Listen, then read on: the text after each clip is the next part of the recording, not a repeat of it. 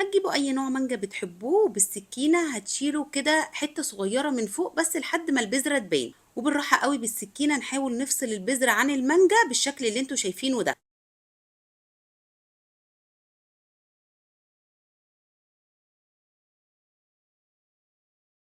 وهنبتدي بقى نحشي المانجا كويس جدا بالايس كريم ده. نوع الايس كريم ده طعمه حلو جدا وطعم الفانيليا باين فيه، ومصري 100%. لو عايزين تعرفوا نوع اكتبوا لي وانا هقول لكم على طول. هتحطوها في علبة وتغطوها وتسيبوها في الفريزر لحد تاني يوم، هتلاقوها جمدت معاكم خالص كده. هتجيبوا سكينة وتقشروها بقى كلها، وبعد ما تقشروها هتبتدوا ان انتوا تقطعوها شرايح بالشكل اللي انتوا شايفينه ده، وبكده هيبقى جاهز عندكم احلى شرايح مانجا محشية بايس كريم خطيرة.